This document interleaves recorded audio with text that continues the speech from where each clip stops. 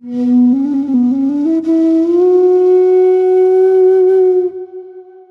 one main regard, the mind has been lying to us. The lie is that pain is bad, suffering is bad, and pleasure is good, right? So what does the mind tell us? That we want more pleasure, we want things that will give us pleasure, and whenever there is pain, we have to avoid this pain. It is very bad for us. So this is the biggest lie, right? We want only pleasure. Is it possible to have only pleasure? It is impossible to have only pleasurable experiences in life. But first, before we understand, before we try to go deep into these things, we must understand what is pain, right? What is pain? What is suffering? See, suffering is a clue. Suffering tells us that we are going in the wrong direction. When I say suffering, I don't mean pain. Suppose you fall down and then you hurt yourself. That is pain. But suffering is anguish coming from that pain. It is the emotional turmoil or the mental harassment that we do to ourselves and to those around us, especially to ourselves. That why am I going through so much pain? Or, oh my God, what did I do to deserve this? All these kind of things. So this is suffering, right? But what is suffering? Pain is a signal that there is something wrong here and it has to be healed. Similarly, suffering is also a signal. Suffering tells us that there is something wrong here. We must find a solution to this problem. But what we do instead is that we listen to our mind in this regard and we try to find an answer through the help of this mind. See, mind is both the creator of the problem and the provider of all solutions. But it cannot provide the final solution. To end suffering, we must go beyond the mind. We must stop listening to the mind and we must transcend it. That is the way to end suffering.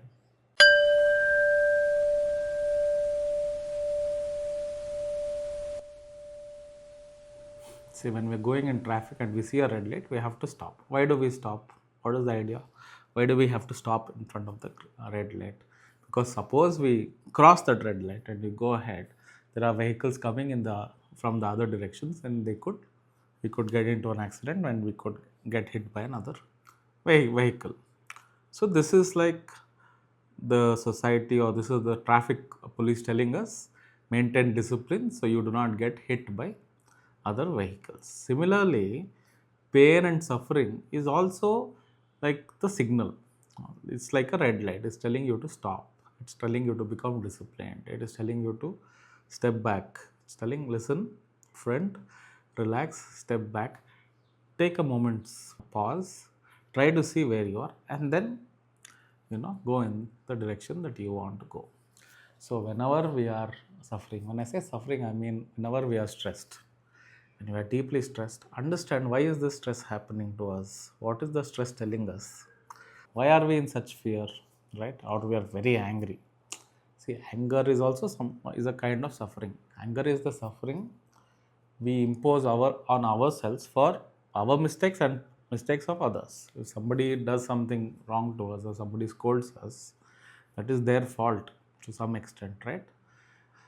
But with anger, we choose to suffer within. We give this punishment to ourselves, that with anger, with rage. Because what rage does to you physically, psychologically, and physiologically, it is one of the greatest stress creators in the human body. So it really ruins your physical health, first of all. It increases your blood pressure. We know all these things. Plus, psychologically also, it creates a lot of stress. So similarly, whether it is anger, whether it is jealousy, whether it is stress, anxiety, fears, all these are signals telling us that something is wrong, that we are doing something wrong, and we must take a moment's notice to look at ourselves and relieve ourselves of this suffering. So suffering is not bad in itself. Suffering is a signal. So stop looking at suffering as something you want to get rid of. Suffering is a signal that tells us look within. So the first step is, why do we seek peace? If there is no suffering, we will not seek peace. If you are always happy, a happy person does not say enough happiness now. Let's move on with other things now. Happy person or a person who has no suffering will want to relish that experience for as long as he wants. Nobody wants to suffer. Only when suffering comes to you, only when there is grief and anxiety and all these kind of things, only at that point we say, no, wait a minute, I need to find peace. So without this suffering, we will not seek peace. So that is your first friend, you know. So we must make friendship with this and we must accept it and say there is something wrong. Let us look at ourselves. Like the Buddha says, Gautama Buddha says, suffering is a reality. According to him, suffering is real. But in a relative sense, as long as you take yourself to be the body, there is suffering. That is the first point. The second point we must look at it is very interesting, is who suffers. See, we say there is suffering, okay, we accept that there is suffering. Now we come and we say, I am going through a lot of stress and there is a lot of pain in me, there is anger in me, or whatever it is. And I am afraid I will lose this job, I am afraid, I will become bankrupt, or whatever it is. We all have our own fears. But I'm afraid of facing some kind of punishment. I'm afraid of the movement of the planets astrologically, that I could come under duress, whatever it is. Now, when we say, I am afraid, I am scared, I am angry, I am suffering, you must understand, for suffering to exist, there has to be a person who is suffering. Who is this person who suffers? We must understand who suffers. Is it the body which suffers? See, when we say I am afraid, is the body afraid? Right?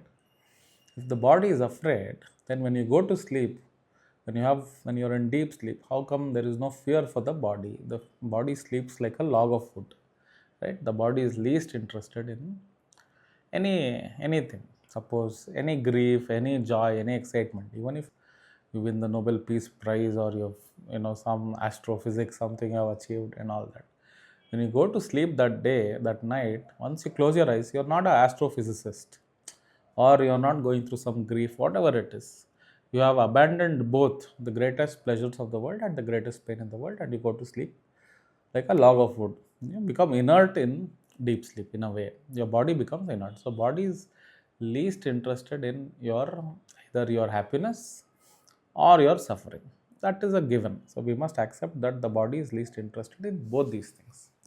Now, if the body is not suffering, then what are the things we can look at? When we say the individual is made of body, is made of the mind, and sometimes some people accept that there is an Atman, or there is the soul, right? Some people don't even accept. They say there is no soul, there is only, it's a mind body organism. When we say mind, now what is the mind? See, mind has memory. It has the memory capsule, right?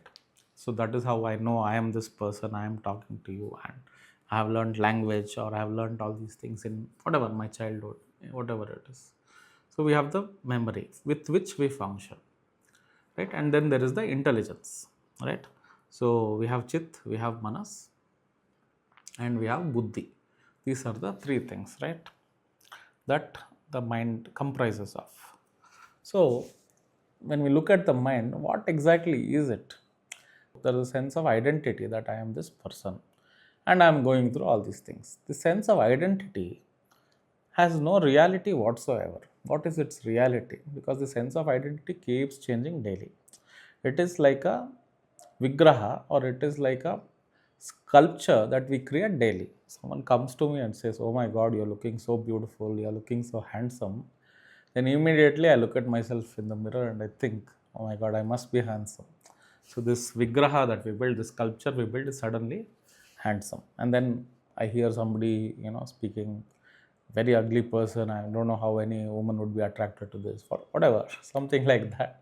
And then immediately this vigraha goes through some changes, and my identity, my self-identity, if I believe these things, see, if I start believing what other people say, and the world, how the world perceives me, then the vigraha changes daily. And this is true for all people. Sometimes we are full of confidence. Sometimes we have no confidence. Sometimes we think of ourselves as, God's gift to mankind, and sometimes we look at ourselves as the most downtrodden people on this planet. So this is what we call identity.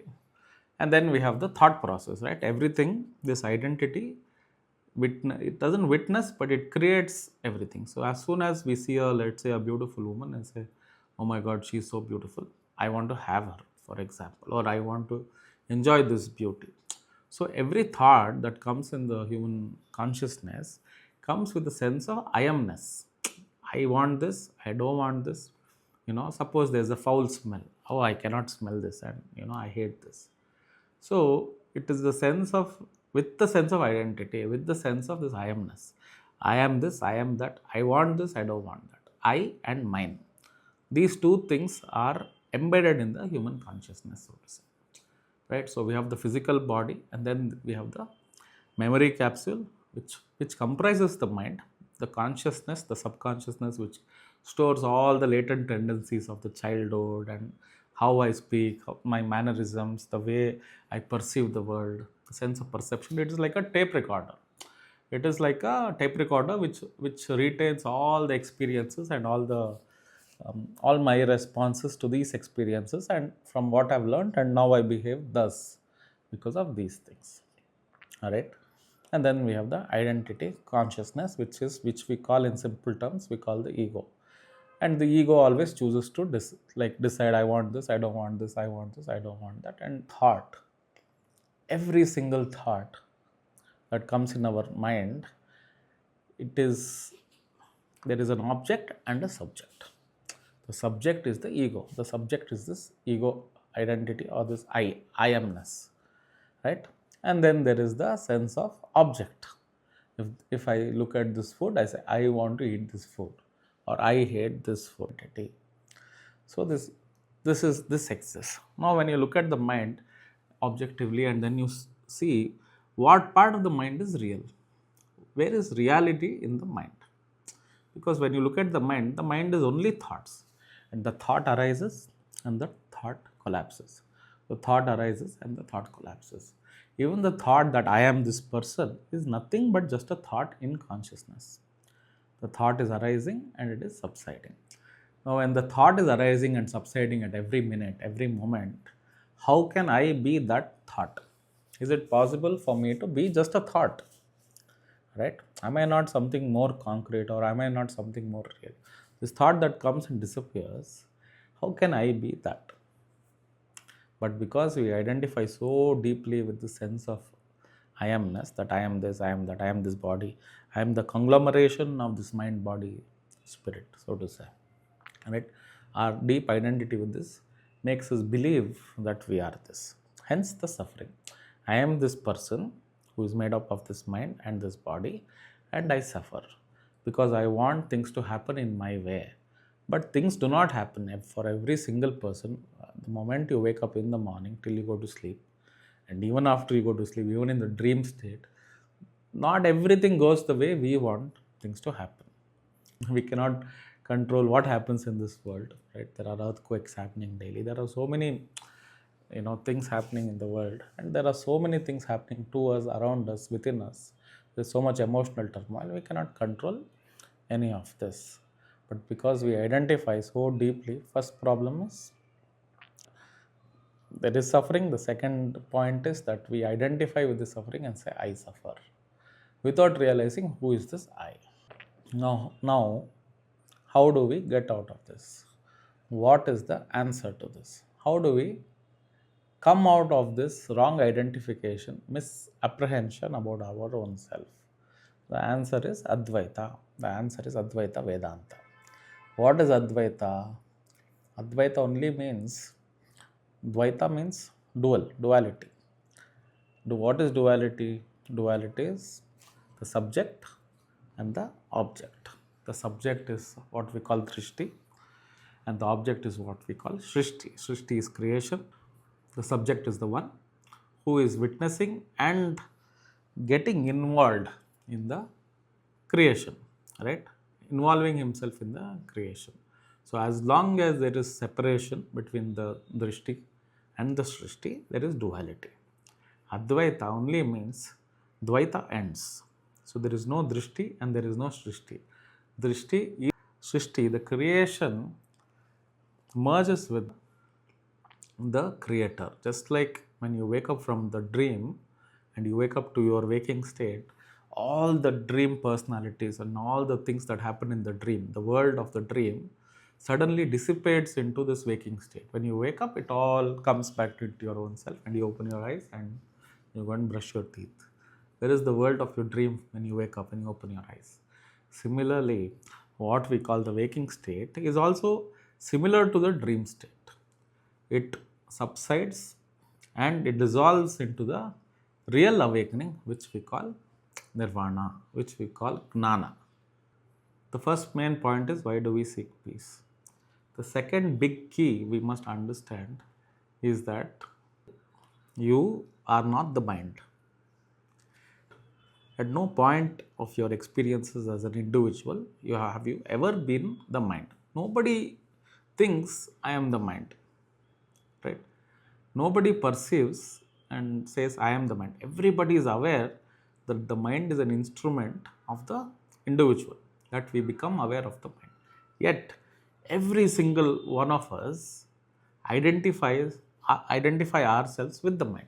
Even though we say the mind arises to the individual, the mind comprises or is a part of the individual, all of us identify ourselves as the mind. When I say identify ourselves as the mind, what I mean is we identify ourselves as an ego, which is nothing but the core of the mind, right? It is the nucleus of the mind. Without this nucleus, the nucleus is the ego. Without this nucleus, without this bud, there is no mind. Because the identity, the I comes first, the mind blossoms. Without the I, there is no blossoming of the mind. So, every single individual would have had some experience when they become aware of the mind. Even for me, when I was a child, sometimes I would, I was a very naughty child. I would jump around buildings and all these things.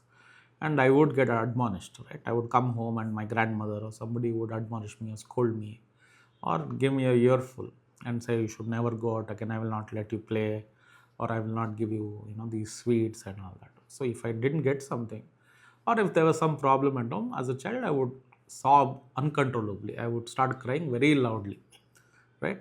But even in these tears, I would really cry. It was not a show. I would start sobbing uncontrollably. But even when I was crying deeply, as a child also, I would become aware that somebody is crying and I'm witnessing these tears. I'm witnessing these tears. And the same experience of awareness would keep coming back to me, even if I was playing sport. Let's say I was playing cricket and sometimes I would be fielding or I would be bowling. Intensely, I would suddenly become aware in those few moments that this body is standing there and standing and trying to play a sport, and the body would move. The body would have its own, I don't know what to call it, muscle memory or whatever it is, but the mind was separate from it, and the mind or this awareness was separate from it, and this awareness would look at this individual playing this sport. And this happened over and over again. Especially I would get into some meditative states when somebody was driving, not me per se. Somebody was driving, I would just be sitting next to this person looking at the scenery. Or if I was traveling by train, I would just keep looking, and after a certain time, the whole world would go past me and I would become aware that I am not this person. Just as the world is moving past me, just as how the whole world seems alien to me, similarly, my body also would seem different. The body also would seem alien to me. I am not this body. Right? I can say the state of witnessing that I became acutely aware of as a younger child. Maybe I was 8 years old, 10 years old. So, the difference between awareness and mind.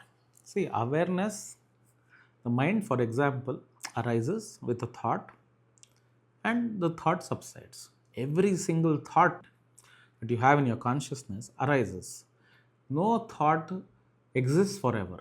Not a single thought remains forever. Every thought arises and it subsides. Before the arrival of thought, I arises. I am experiencing this. When we see a beautiful sunrise, it's never just a beautiful sunrise. It is, I am experiencing this sunrise. I am experiencing this breeze. I am enjoying this food. The food is beautiful. No wonder we will say the food tastes really good. But there is a sense of experiencer in the experience, right? So every thought arises with the experiencer, the bhokta, what we call the bhokta, and the experience is the bhojana. Bhojana in Sanskrit and in many Indian languages means food. The experience itself is bhojana. The one who is experiencing is bhokta, is the experiencer, is the eater. We eat these experiences, we swallow these experiences continuously. How many experiences have you not swallowed up? Right? This bhokta is the experiencer, the bhoga is the experience, or the bhojana is the experience, you can say. Right? So these two things are arising, falling, arising and falling. And every single experience, every single thought falls. Along with the fall of the thought, thinker also falls. The thinker is not permanent. People think thoughts are arising to the thinker. No. The thinker himself is a thought. The thinker himself is a thought. The thinker also arises with the thinking, with the thought, and subsides. So whatever arises keeps falling. That is the reality. That is the law of nature. Whatever arises will dissipate, will fall. Whatever arises, the thinker is Brahma. The origin is the identity. The intention itself is Brahma. The thought is Mahavishnu. It sustains for some time, right? It subsides. It sustains for some time. And then the falling or the dissolution of the thought is Maheshwara, is Shiva. So every thought has this cycle of creation, the birth, sustenance and death. Everything goes through these cycles. Now what we call Sadashiva, what we call Paramashiva, right? Parabrahma. These are all the names given to the awareness or the canvas in which the thoughts arise and fall, arise and fall, arise and fall. Without a canvas, there is no creation. Without a canvas, there is no thought. Where does the thought arise? The thought arises in consciousness. The thought itself is not consciousness. Thought is arising in consciousness. It is an expression. You can say it is an expression of consciousness, but in reality, it's not even an expression of consciousness. It arises in consciousness, sustains itself for a brief moment and falls. Consciousness, what we call Paramashiva, is your real nature. As a child, when the first thought arose in you, before even the first thought arose in you, you existed as you are. The thoughts arose, started arising, and it would fall.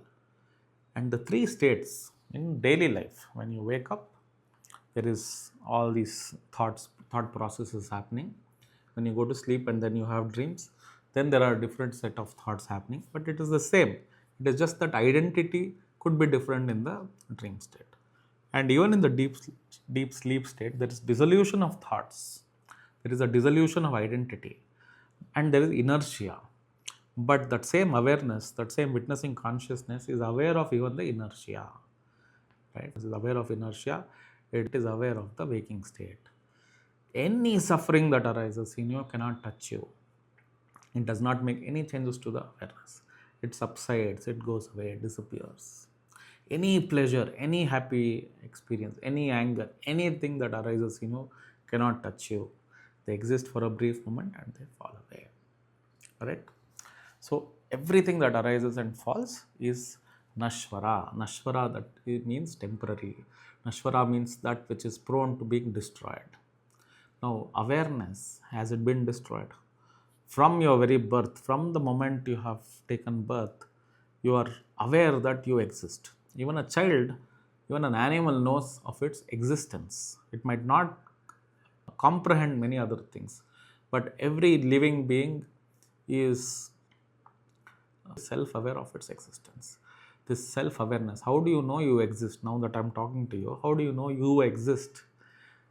That sense of presence arises or exists without even using thought. This is the difference between awareness and mind. Mind is Nashvara. Awareness is Ishvara. That which does not come and go is Ishvara. That which is easily destroyed is Nashvara. So everything that is material, everything that is even spiritual, which is anything to do with energy arising, energy falling is Nashvara. Even energy is Nashvara. Energy arises from consciousness. Right? Consciousness itself is even beyond. It's even beyond Shakti. When we say Shakti, when we say Shiva, Shiva is Parashakti. See, Parashakti is that which is even beyond Shakti. It is not the greatest Shakti. It is even beyond Shakti. Shakti is that instrument which arises out of, that is the currency of Shiva. Shakti is even beyond the spiritual realm. It is beyond the physical, it is beyond material, it is beyond spiritual. Parashakti is nothing but consciousness, which does not arise, which does not subside. Right? It is Triguna Rahita. Triguna Rahita is, it is beyond the three gunas. The gunas are Rajas, Sattva and Tamas. Rajas, we have discussed about all these things in some videos before. So about the Trigunas, you can look at some video from the channel, either talks with Kanchi or reflections on reality. We will go into that a little differently. I don't want to digress too much. So what do we need to do? Simple. Now, right now, we are living in the realm of thought. We are living thinking, I am this person, I am this identity, I must do this, I must do that. Only thing that is needed is not to destroy thought. You don't need to fight the ego, you don't need to destroy the thought. Shift your identity from thinking of yourself as a limited individual, shift it to go back to the self, to who you really are. It is only a shift of perception that is needed. Some of the Mahavakyas that are declared in the Upanishads. Right? This is the positive path. The positive path is saying, I am the self, I am the supreme pure self. Aham Brahmasmi. That is, I am the supreme self. Aham Brahmasmi. Looking at yourself and saying, not give up the limited identity. Limited identity causes suffering. Simple. If you want to suffer, if you want to see limitations in suffering. Simple as that. When you are the unlimited consciousness, why do you want to limit yourself to becoming an individual and suffer the limitations of the individual? It is simple as that. You want freedom. Limitations cause bondage.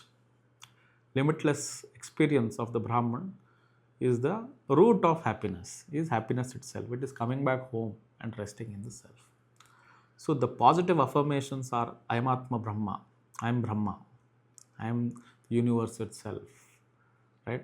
I am awareness itself, I am Atma Brahma. Tattvamasi, the word that, I am that, right? When Ramana Maharshi says, I am that I am.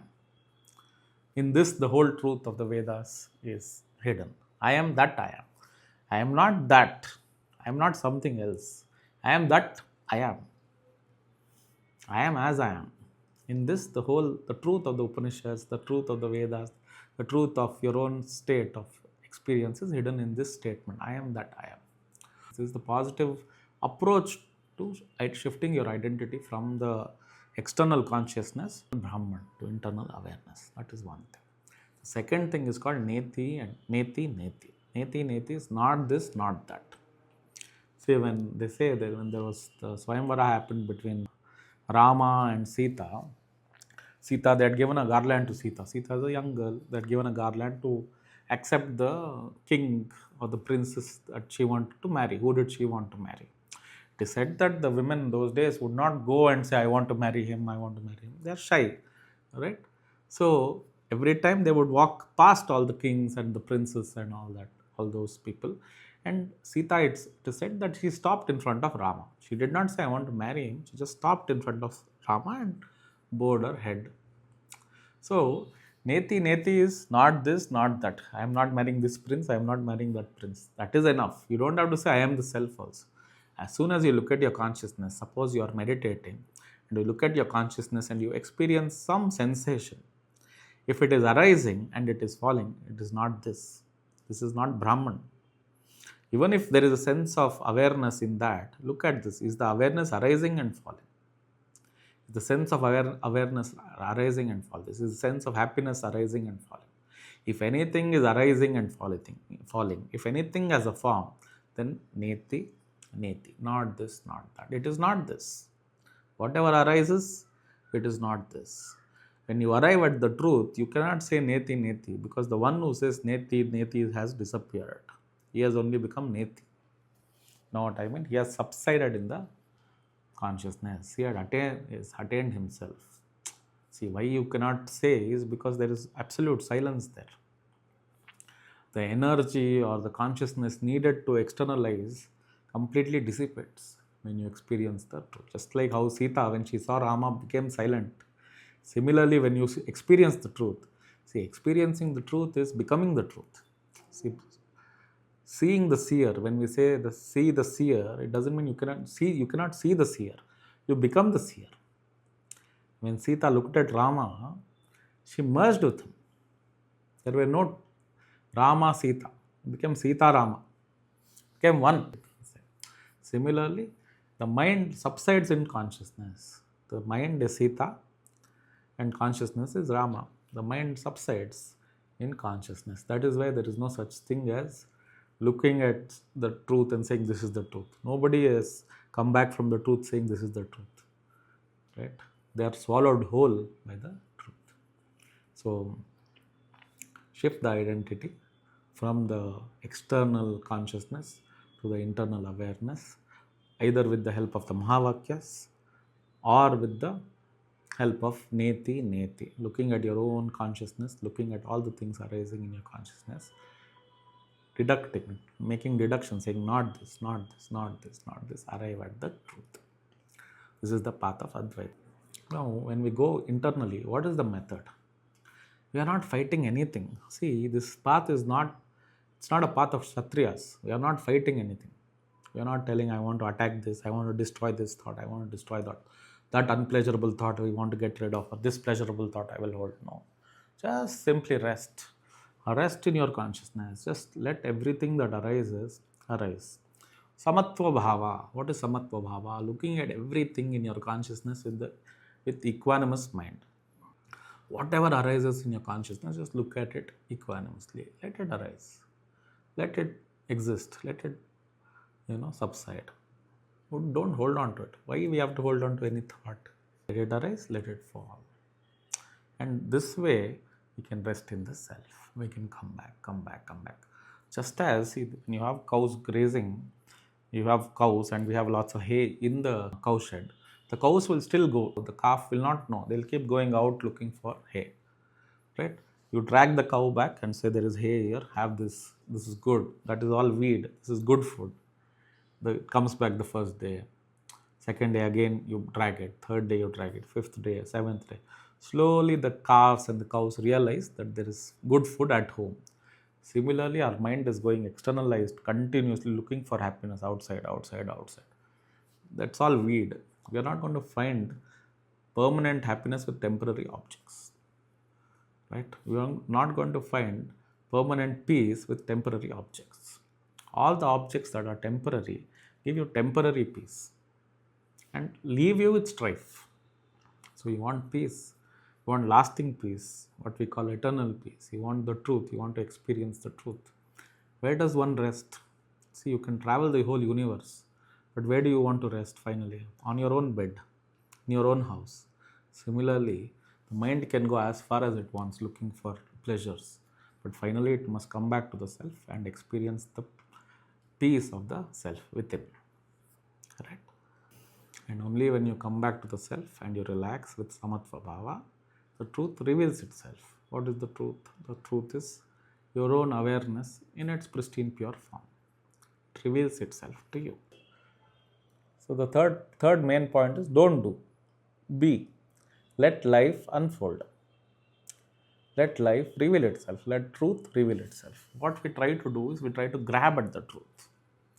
Right? Can you grab at the truth? You cannot grab at the truth because truth is not an object. Truth is the subject. Right? So you cannot grab at truth and you cannot approach the world of truth. You cannot approach the path of truth with the mind. Right? And as long as you're doing something, the mind is applied. Application of the mind is needed to do anything. Anything you want to do. See, this is the main problem people have when they meditate. Because when they are meditating, what is meditation? They're doing meditation. They are practicing some technique. I will do this, I will do that, I will meditate on this point in my body. Continuously they are doing. This is not that it is wrong, but this is the first step. Effort is needed to reach some place, right? Let's say the effort is needed to go to the railway station, to board the train. For that, maybe you're getting late, you go to the railway station and then you sit in the train. Once you sit in the train, you might have to travel 500 kilometers, right? Now what effort is needed from you? You arrived and you found your seat in the train. Now no effort is needed. The train will take you to the destination. Similarly with meditation and similarly with meditative practices. See, when I say now you have arrived at this point, when I say, okay, you are the self, you are the Atman, you are the awareness, become aware of it, right? That is the action that is needed. Samatva bhava, once you practice equanimity and you come in and you become aware of the self, what is there to hold? There's nothing. There is no action needed from you. After this stage, everything is dropping of action. Nothing is needed to be done to hold the awareness. Abidance, resting in the self is needed. How do you rest? Resting is not doing. Resting is being. Resting in your own consciousness. That's why you see Mahavishnu, he is resting on Sheshanaga. See, Mahavishnu, Narayana, is considered the protector of the universe. Right? He is the one who is doing everything, so to say. Right? He is the sustainer of the universe. And how is he? If you see any painting of Mahavishnu, see, our rishis were not, just abstract and doing whatever they felt. So when they described Mahavishnu, when they described Narayana, how have they described him? He is resting on the bed of infinity with neither his eyes open nor closed. What does that mean? He is not asleep. He is not inert. He is deeply aware even in that state of sleep, deep sleep. This state is called Sushupti. This is the fourth stage. We have the waking stage, we have the dream state, and we have the deep sleep state. The substratum for all these three states is the state of Sushupti. Neither are you asleep nor are you doing anything. It is not inertia. It is action without action. Your hands can work. When I say rest, you don't have to work with the stress that I am doing this, I have to do this, I have to achieve this. Just work purely, pure action. And I'm talking to you, I should just talk to you from heart to heart. Just talk to you, not wonder what all do I need to talk in order to get like a million views or things like that. Then it is not a natural expression. You get what I mean? So any action you do, when you love for the sake of loving. When you play a sport, go and play a sport, enjoy. Spending time with your kids. When you're with your beloved, enjoy spending time with your beloved. Let there be purity in that action. Let it flow. Not because you want something else in return. Not because even that experience or that action should give you pleasure and should help you avoid pain. Right? Go selflessly. Go without goals. I don't mean don't have goals for your financial goals. All those things are separate. But when you're going to achieve those financial goals, go without the stresses that it's all under my control. Things are not under our control. We have to do what we must do. We must practice our dharma. That is besides the point. But with equanimity, you can achieve everything through equanimity. The greatest achievement of equanimity is attaining your own self. Attaining your own self or experiencing or abidance in your own self is the greatest achievement of all things. Everything else is not even a grain of sand compared to the attainment of peace, attainment of joy. When we say don't do, be, let life unfold. When we say that, what we mean is, the first thing is drop effort and drop all kinds of anxieties, anticipations, and desire for fruits of action. Put effort effortlessly. Act effortlessly. I am doing this, so I must get something else. If I do this, I must get praise, I must get money, I must get these things. Mentally giving up these things. Acting with a sense of freedom. You are free from anxiety and fear. Your actions must be free from anxiety, from desire, from fear, from anger. Act freely. Right? That is the first thing. The second point is surrender is strength. Balam is strength. Balam is given by Lord Indra. They say Indra, the king of the gods, is the bestower of Bala. Bala is strength. He gives Balam. Right? So why is Balam assigned to Indra? When we say Indra, in our body, Indra is the mind. When you combine all your thought processes, when all these distractions, 1,000 thoughts come in and they become one pointed, and you look at the origins of your own self, that is Balam. Mind becomes strong at that point. You can pierce through anything with a mind like that. A mind that is distracted can't do anything in this world, cannot achieve anything in this world. A mind that is ekagrata, the mind that is centered, the mind that brings all the different thoughts, 1,000 thoughts become one. It says, I am the self. Such a mind is most powerful. And that finally, I am the self idea should also be surrendered. You think Shiva is sitting in Kailasha and going, I am Shiva, I am Shiva, I am Shiva. Right? Anybody who thinks I am Shiva, I am this, I am that, their ego remains.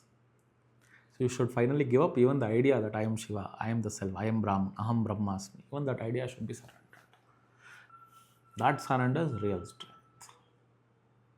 Right? And the third and final point is, see, people come to me and say, it's very overwhelming. I'm going through so many problems. I cannot just let go. I have children, I have wife, I have family. My family is sick. I am going through health problems. I'm going through financial. I can't deal with this. It's too much for me. It's too, all those things. I hear a lot of these problems. We are not denying that on the physical plane, we all have our issues. We are not denying that it's nothing at all and just dismiss all of it. No. But in that present moment, we can dismiss it. I'm not telling dismiss it for the rest of your life and just go off into the forest, wear saffron and say I am Aham Brahmasmi. But in this present moment, who is stopping you? Just in this present moment. Forget the rest. Forget space and time. Just this present moment. In the now, Aham Brahmasmi. I am the self. In this present moment, you can experience that for yourself. In this present moment, you can experience the Atman. Abide as who you are. Abide as the self in this present moment. That is enough. This is the path of Gnana. This is the path of Advaita Vedanta. Embrace it and abide as who you are. Know your own self. Attain Gnana. Thanks for watching. If you enjoyed this video, hit like and subscribe for more. With grace and gratitude, see you next time.